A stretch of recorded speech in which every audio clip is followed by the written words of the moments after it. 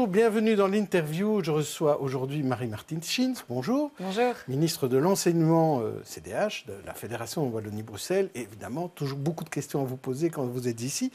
Tout d'abord, je voudrais vous parler de la fête des mères, la fête des pères. Vous le savez peut-être, la directrice de l'école maternelle de Cateau-Aurore à Bruxelles a annoncé qu'elle voulait substituer la fête des mères à la fête des pères et faire une fête des familles parce que les familles ne sont plus comme elles étaient avant. Il faut penser aux familles monoparentales et autres. Un débat de société qui revient un peu chaque année. Alors, quelle est votre réaction? Je vous propose 3 types de réactions. La première, c'est il n'y a pas lieu de changer ces fêtes. Réaction B, la société change, les fêtes aussi. Et C, à quand la fête de la ministre à l'école? Non, mais désolée, mais aucune des trois. Parce que, en fait, je pense que ce qui compte dans ce genre de démarche, c'est que ça se fasse en collaboration avec l'équipe éducative et avec les parents. Et c'est vrai qu'on a eu des débats l'année dernière. Ça ne s'était pas très bien passé dans une école. Ici, cette école a fait la proposition.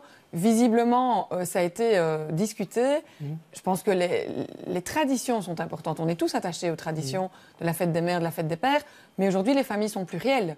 Ce qui compte, c'est que les enfants puissent vivre avec les parents qu'ils aiment et qu'ils puissent aussi les fêter. Donc pour moi, garder les fêtes, garder les traditions, c'est important. La manière dont les écoles les mettent en œuvre, mais je pense que ça relève aussi d'une discussion et d'une participation qui doit se faire avec les parents.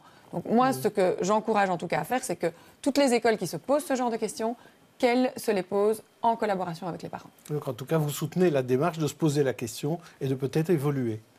En tout cas, je ne suis pas opposée à ce que certaines écoles se posent la question. Mais si elles le font, elles doivent savoir que les traditions, je pense qu'on y est très attachés, les familles aussi. Et donc, ça ne peut pas être des décisions unilatérales, ça doit vraiment se faire en concertation. Il y a des conseils de participation dans les écoles qui sont utiles pour ce genre de débat.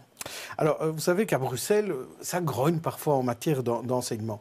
Et on va voir un peu thème par thème, parce qu'il y a pas mal de thèmes. Et le premier thème, c'est évidemment les inscriptions. On est dans la période des inscriptions. Vous avez décidé de ne pas régler ce problème en gouvernement. C'est plutôt au Parlement qu'on va le régler avec des groupes de travail. Ça veut dire qu'on ne verra rien avant 2019 là-dessus. Mais dès le départ, on a toujours dit que c'était important de discuter de ce décret, mais que le plus important, c'était d'abord de créer des places. Parce qu'en fait, tant que l'offre est insuffisante, et elle l'est dans certaines zones à Bruxelles, mais aussi ailleurs, il faut une transparence dans le processus des inscriptions. Maintenant, je pense vraiment que ce décret est améliorable, je l'ai dit depuis le début. Donc on a fait un travail important en gouvernement d'analyse de tout ce qui pourrait être amélioré au niveau des différents indices et des critères. Et pour nous, ça doit être un changement qui doit transcender les clivages majorité et opposition. Pourquoi? Mais tout simplement parce que si on change les choses maintenant et qu'on vient encore leur changer en 2019 parce que c'est une autre majorité, mais ce ne sera pas du tout respectueux des parents et des familles qui parfois font des choix en fonction de ces enjeux des inscriptions. Vous n'avez pas un peu perdu de temps? Parce que c'était déjà ce que vous disiez au début de la législature. Sauf que ici, donc moi je suis arrivée en milieu de législature.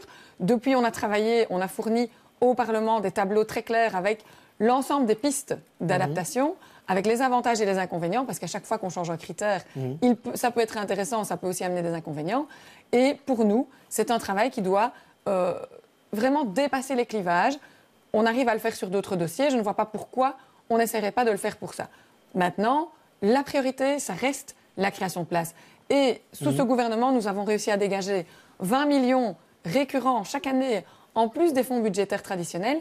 Et pour cette année, très clairement, nous avons déjà attribué 30 millions. Pourquoi? Parce qu'il y avait des restes sur d'autres enveloppes de l'année dernière.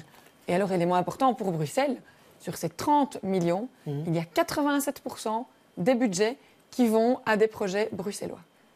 Oui, mais ça, OK, vous l'avez effectivement annoncé il y a quelques semaines. C'était il y a 15 jours. Oui, et on a été voir tous ces projets. Ces projets sont certes très intéressants, vont créer des nouvelles places à Bruxelles, en primaire, en secondaire.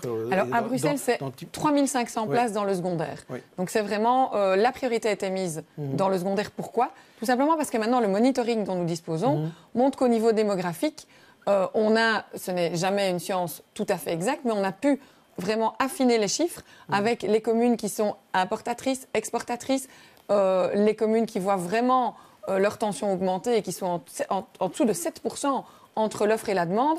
Et c'est sur ces communes-là et sur ces projets-là qu'on a mis la priorité. Et 87% sont à Bruxelles. Oui, c'est vrai, mais ce n'est pas pour tout de suite. C'est pour 2020, c'est pour 2019, 2020, 2021. Donc, à la rentrée, en septembre 2018, il y aura 500 élèves de plus, si je ne m'abuse, en première, un peu moins de 500, en secondaire. Et pourtant, les places supplémentaires ne seront pas encore prêtes. Il n'y aura même pas de nouvelle école.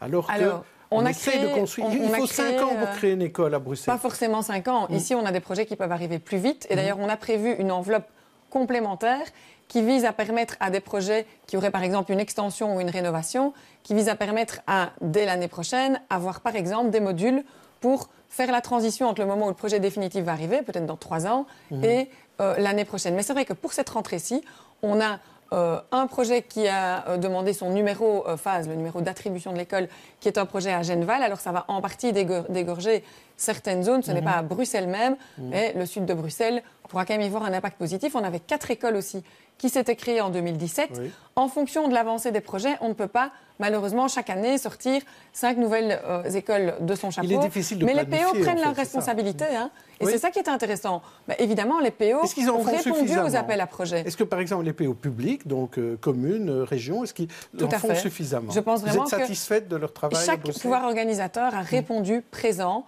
Et la preuve, c'est qu'on a 87% des projets qui sont des projets bruxellois, alors qu'on a aussi des zones en tension ailleurs en Fédération Wallonie-Bruxelles. Mais vraiment, le monitoring a permis de dire que c'était en secondaire et dans certaines communes bruxelloises que la tension était la plus forte. Donc c'est là qu'on a mis la plupart des moyens. Alors vous parlez de pénurie de places, il y a aussi pénurie de profs et pénurie d'instituteurs, pénurie de profs de néerlandais par exemple. À Bruxelles, c'est quand même très sensible de se dire on manque de profs de néerlandais alors qu'on trouve que nos étudiants ne sont pas assez bilingues. Donc là, quelle solution de manière rapide? Parce qu'on voit qu'il y a pas mal d'idées de solutions plus structurelles pour 2019 et après. Mais là, pour la rentrée prochaine, est-ce qu'il y a déjà moyen d'avoir des solutions? Alors, on est en train de travailler sur plusieurs volets en même temps, parce que pour moi, la pénurie, il ne faut pas une seule réponse miracle, il n'y en a pas. Il faut plusieurs réponses qui vont devoir s'aligner. La première, c'est pour ce qui concerne les jeunes enseignants. On a mis en place des enseignants référents pour qu'ils soient mieux accompagnés. Il faut aussi pouvoir les stabiliser plus rapidement dans la fonction.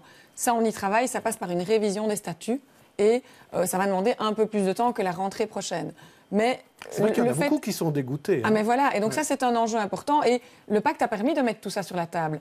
On a également tout l'enjeu, alors là de manière plus globale que uniquement les jeunes enseignants, de la valorisation d'une ancienneté quand quelqu'un décide après 20 ans de carrière de venir dans l'enseignement. Aujourd'hui, il n'y a rien qui compte dans son ancienneté, c'est aussi un frein, alors que certaines personnes ont envie de réorienter leur carrière pour être dans un métier peut-être plus humain, en contact avec des jeunes. On travaille là-dessus et c'est vraiment nouveau. L'enjeu de la mobilité aussi entre les réseaux, ça fait partie du même groupe de travail. Donc on a ici des pistes qui sont à mon avis très concrètes, très intéressantes et qui vont devoir se cumuler. Une seule des pistes ne suffira pas. Au-delà de ça, je pense qu'on peut aussi prévoir des campagnes de sensibilisation et de recrutement pour des fonctions peut-être plus spécifiques. Et l'enjeu des langues, ici à Bruxelles notamment, mais il va se poser aussi ailleurs, est crucial. Pourquoi? Parce que le pacte prévoit que d'ici 2020, on commence la langue moderne 1 plus tôt. Alors aujourd'hui, elle commence déjà à Bruxelles en 3e primaire.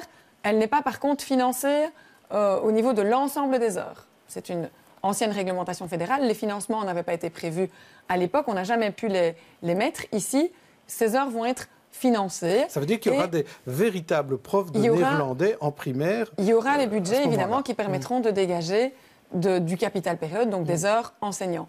Pour le reste de la Fédération Wallonie-Bruxelles, ça commence aujourd'hui en 5e, ça commencera aussi en 3e année. Donc on aura besoin de profs partout en Fédération Wallonie-Bruxelles. Mais l'enjeu du pacte, c'est bien qu'à la fin du tronc commun, on ait des élèves qui aient une base solide dans leur première langue moderne, donc ici à Bruxelles, évidemment, le néerlandais, et puis une initiation à une deuxième langue avant la fin du tronc commun. Ça, c'est vraiment un enjeu important. Est-ce que vous en faites assez pour que le bruxellois soit davantage bilingue? Une de vos prédécesseuses, il y a très longtemps, a dit tous bilingues en l'an 2000. C'était Laurette Onkelings. Bon, clairement, à Bruxelles, on est loin d'être tous bilingues. Et dans les écoles, on est loin d'être tous bilingues. Il n'y a pas assez de collaboration avec la communauté flamande. La perméabilité dont vous parliez, entre les réseaux, elle existe aussi entre les communautés. Tout à fait. Donc, il n'y a pas quelque chose à faire. Avec les communautés, on a travaillé déjà sur un point qui existe et qui est validé, c'est le fait de permettre à des enseignants qui sont dans une communauté d'être détachés dans l'autre et de conserver tous leurs droits. On s'est vu encore ce lundi avec Hilde Krivitz et avec mon collègue germanophone et on a imaginé aller encore un cran plus loin et voir comment aussi l'ancienneté, pour quelqu'un qui, par exemple, n'est pas nommé, quelqu'un qui a travaillé dans une école flamande et puis qui viendrait travailler dans une école francophone, à nouveau, étant donné que ce ne sont pas les mêmes pouvoirs organisateurs, il perd certains de ses droits. On doit aussi pouvoir travailler à cette mobilité des enseignants, même si chez eux aussi, la pénurie existe. Et donc, on doit travailler à l'attractivité plus globale du métier avec les différentes mesures que je citais tout à l'heure. Et sur l'immersion, on se rend compte que est-ce que l'immersion est une bonne solution? Certains disent que ce n'est pas toujours la meilleure. Mais l'immersion, c'est une méthode pédagogique. Et donc, aujourd'hui, notre enseignement a consacré la liberté des méthodes. Et cette liberté, elle est laissée aux écoles elles-mêmes, à leurs pouvoirs organisateurs, à leurs directeurs. Donc, que des écoles proposent la méthode immersive me paraît tout à fait intéressant. On l'a vu, elle a commencé plus fort, cette méthode, en Wallonie, et maintenant, elle arrive. Et elle augmente aussi à Bruxelles, donc preuve qu'elle est attractive et qu'elle montre un intérêt. Moi, je pense pas qu'elle se fasse si peu à Bruxelles, alors que ce serait peut-être l'endroit où elle devrait être. Elle est quand même en augmentation. Elle est quand même en augmentation. Il faut bien dire qu'à Bruxelles, pour certains parents, une autre piste existe, qui est la piste de la submersion, à savoir de mettre son enfant dans l'école de l'autre communauté et donc de l'autre langue dès le départ. Maintenant, tous les systèmes ne conviennent pas à tous les enfants. Parfois, c'est intéressant d'avoir plusieurs systèmes différents parce qu'en fonction aussi des besoins de l'enfant, il s'adaptera mieux à l'un ou l'autre système. Immersion, pas immersion ou submersion. Alors, très rapidement, il y a un autre dossier sur lequel on s'écharpe parfois à Bruxelles, c'est le tronc commun, le futur tronc commun de 3 ans au lieu de 2 ans. Certains disent qu'il faudrait peut-être créer des écoles particulière pour ces degrés, pour rendre attractives certaines écoles. Qu'est-ce que vous en pensez? Alors, d'abord, le tronc commun, ce n'est pas 2 ou 3 ans. Hein. Le tronc commun commence en maternelle, à la fin des maternelles. Donc ça, c'est très important de dire que le tronc commun, il va changer aussi en primaire. Et c'est le fait de l'ouvrir en primaire avec davantage d'artistique, de polytechnique, et donc de découvrir d'autres intelligences pour l'enfant, qui va permettre une évolution différente aussi en secondaire.